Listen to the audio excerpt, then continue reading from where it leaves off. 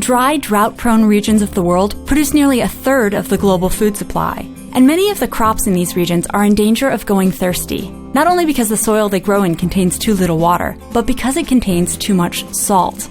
Salt is a natural part of soils everywhere. It forms from minerals weathered out of rock. But in wet climates, most of it gets dissolved by percolating rain and carried down to the groundwater below. In dry climates, on the other hand, percolating rainwater rarely makes it that far. Most of it gets soaked up by the deep roots of native plants, causing its salts to precipitate out and gradually accumulate in the soil below. This salty layer isn't a problem as long as both the plants and the water table stay where they are. But when native vegetation gets swapped out for shallow-rooted crops, more rainwater makes it all the way down to the groundwater, causing the water table to rise. On its way up, it dissolves the salt deposit, bringing salty water to crops' roots. And here's where the hydration problem comes in.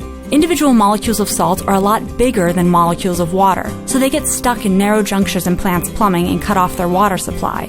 At best, a plant that can't hydrate properly grows slowly. At worst, it dies. And irrigation just exacerbates things. Irrigated water comes from rivers and lakes and is slightly saltier than rain, so it adds salt directly to the soil while speeding the water table's rise. We humans have run into this problem before. Historians believe salty soils contributed to the fall of ancient Mesopotamia, and we're seeing some effects today, too.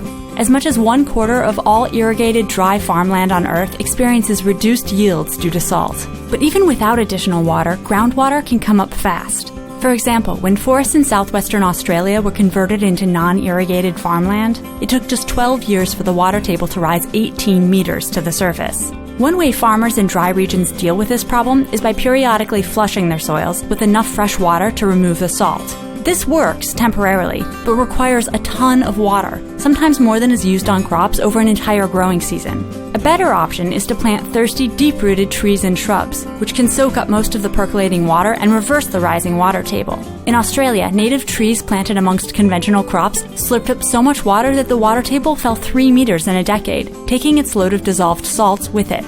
And farmers in Uzbekistan achieved similar results by switching back and forth between crops and native shrubs every few years. But regardless of whether we alternate them spatially or temporally, we will most likely need to rely on drought-adapted native plants to help preserve the large swaths of dry, increasingly salty farmland that produce a third of the world's food. Because in this case, if we salt our food before we taste it, we might not get to taste it at all. Hey, this is Emily. I just want to put out a huge thanks to Lisa.com for sponsoring Minute Earth. Lisa.com is an online mattress company that offers reasonably priced luxury 3-layer foam mattresses. They'll deliver your mattress right to your door, and if you're not perfectly happy with it 100 days later, you can return it for a full refund. Lisa also donates 1 mattress to a homeless shelter for every 10 they sell, and you can get yours at a $75 discount. Just go to lisa.com/earth and use the offer code EARTH75 to let them know you're a Minute Earth viewer. That's lisa.com/earth with the offer code EARTH75. Thank you, Lisa.